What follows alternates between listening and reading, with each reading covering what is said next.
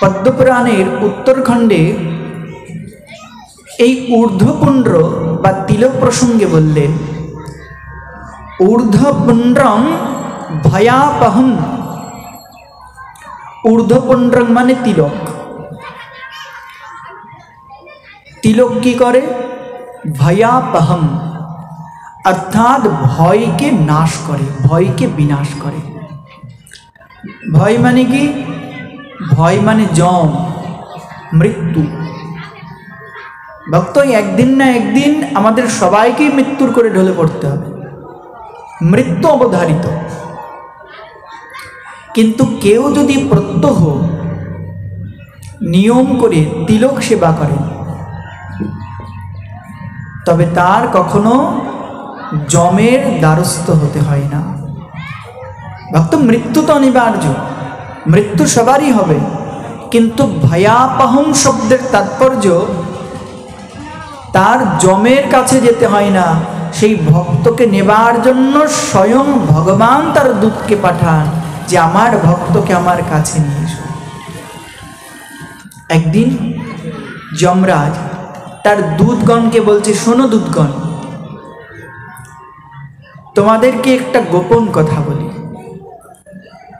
দূতাঃ শৃণুতা, হে দূতগণ শোনো। यद भालांगोपि चंदना लांछितम जलधि बंधन वात्सोऽपि तेजो दूरे प्रयातनातः। हे दूतगण, শ্রবণ করো, যার ললাটে তিলক থাকবে অর্থাৎ গোপী চন্দন থাকবে, এহানো ভক্তকে দর্শন করা মাত্র জ্বলন্ত কাষ্ঠকে যেমন অতিশয় যত্ন করে মানুষ পরিত্যাগ করে, সেই প্রকার যার অঙ্গে দ্বাদশ অঙ্গে তিলক দেখবে তাকে প্রণাম করে জ্বলন্ত কাষ্ঠের ন্যায় ত্যাগ করে চলে যাবে। জ্বলন্ত কাঠকে যে স্পর্শ করে সে নিজেই ভস্মীভূত হয়ে যায়।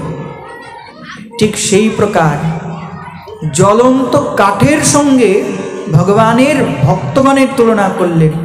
অর্থাৎ জ্বলন্ত কাঠকে যদি কেউ অনিষ্ট করতে যায় তার নিজেরই অনিষ্ট হয়ে যায়। ঠিক সেই প্রকার যার দ্বাদশ সঙ্গে তিলক রচনা থাকে, এহানো ভক্তের যদি তুমি অনিষ্ট করতে যাও, শোনো দূতগণ, তবে আমিও তোমাদের বাঁচাতে পারবো না। এহানো বিষ্ণু ভক্তদের দর্শন করা মাত্র প্রণাম করে দূরে চলে যাও। শ্রীমদ্ ভাগবতে আরো বর্ণন করলেন, একদিন যমরাজ তার দূতগণকে বলছেন, শোনো দূতগণ, যখন কারো কণ্ঠে তুলসীর মালা দেখবে, কারো দ্বাদশ অঙ্গে তিলক রচনা দেখবে, যদি কারো মুখে ভগবানের অনন্ত নামের মধ্যে একটি নামও শ্রবণ করো, তবে শোনো, স্বয়ং বিষ্ণুর ভক্ত হলেন তারা। এহানো বিষ্ণুর ভক্ত, আমি কা যম তো আমার তো দূরের কথা, স্বয়ং প্রলয়কারী সংহারকারী মহাদেবের বদ্ধ নন তারা। তারা মহাদেবেরও প্রণম্য, আমাদেরও প্রণম্য। তাই বিষ্ণু ভক্তকে দেখা মাত্রই প্রণাম করে কিসের মতো ছুটবে জানো? যেমন শুকনো পাতা তীব্র বায়ু প্রবাহের দ্বারা এক স্থান থেকে অপর স্থানে উড়ে চলে যায়, ঠিক সেই প্রকার বিষ্ণু ভক্তকে দর্শন করা মাত্রই দূর থেকে প্রণাম করে তোমরা চলে যেও, তাদের অনিষ্ট করতে। ভক্তই একবার অনুভব করুন যে তিলক রচনার কি মহিমা। আমরা তো এখন তিলক করতে লজ্জা পাই, লজ্জা পাই না? অনেকে তো আবার বলে থাকে, তিলক কেন করব? তিলক না করে কি আর ভজন করা যায় না? তিলক না করে কি আর হরিনাম করা যায় না? অনেকে বলে থাকে। আচ্ছা, স্কুলে ভর্তি হয়েছে, স্কুলে কি ইউনিফর্ম না পরে লেখাপড়া করা যায় না?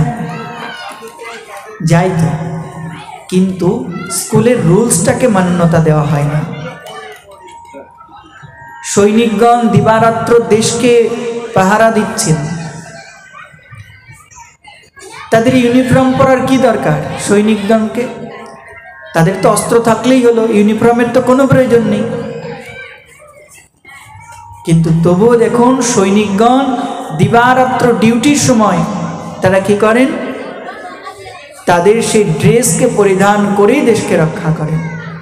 ভক্ত, প্রত্যেকের একটা বস্তুর সিস্টেম আছে, নিয়ম আছে। ঠিক সেই প্রকার হরিভজন করতে গেলে তিলক রচনা করা অবশ্যম্ভাবী। যদি মনে করেন না তিলক রচনা কেন করব, তিলক রচনা না করলে কি হরিভজন করা যায় না, তবে তাদের জন্য এই কথা। স্কুলে তো পরে ইউনিফর্ম পরার কি প্রয়োজন? তিলকের যে কি মহিমা শাস্ত্র বর্ণন করলেন।